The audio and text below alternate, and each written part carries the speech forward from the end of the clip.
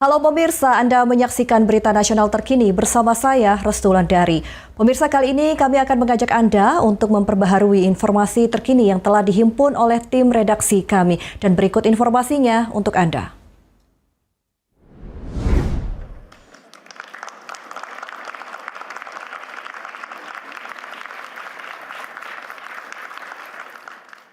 Presiden Prabowo Subianto menyebut Indonesia kini menjadi titik terang dalam perekonomian global. Di tengah kondisi eksternal yang penuh ketidakpastian, Indonesia dinilai mampu menjaga stabilitas dan mempertahankan pertumbuhan ekonomi secara konsisten. Sebutan tersebut merujuk pada penilaian terbaru Dana Moneter Internasional atau IMF dalam konsultasi artikel 4 Mission tahun 2025. IMF menilai Indonesia sebagai global bright spot setelah mampu menjaga pertumbuhan ekonomi di kisaran 5% pada 2025 dan diproyeksikan meningkat menjadi 5,1% pada 2026. Presiden Prabowo menegaskan apresiasi dari lembaga internasional bukanlah tanpa dasar.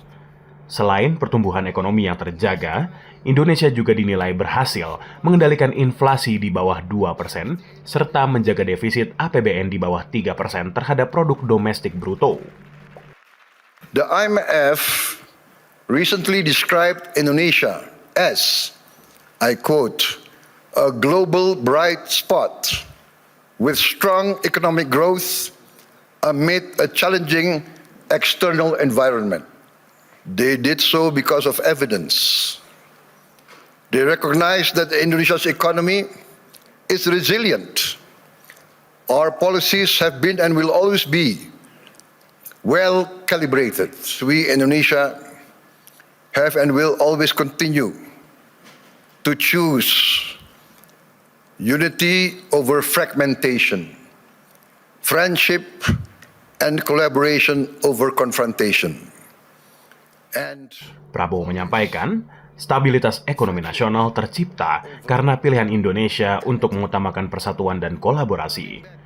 Menurutnya, kredibilitas yang dibangun selama bertahun-tahun terus dijaga dengan memilih kerjasama dan persahabatan di tengah dinamika global. Tim Liputan Berita Nasional TV.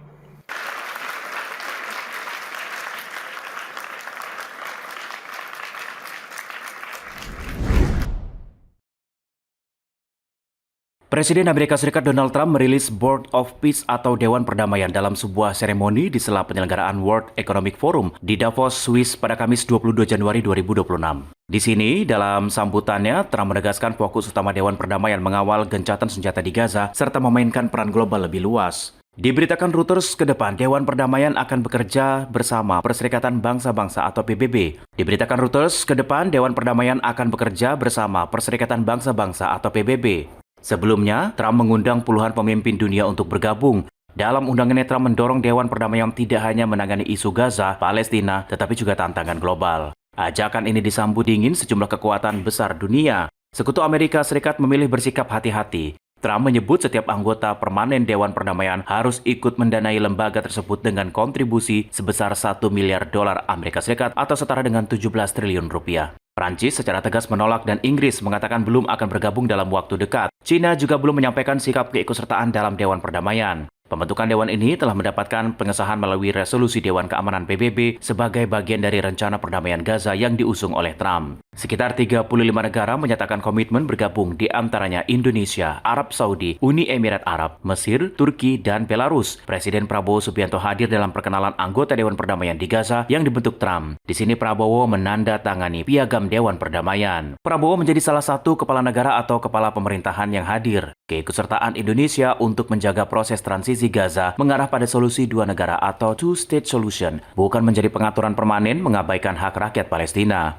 Indonesia akan menggunakan partisipasi di Dewan Perdamaian untuk menyuarakan penghentian kekerasan, perlindungan warga sipil, akses kemanusiaan, dan pemulihan tata kelola sipil Palestina.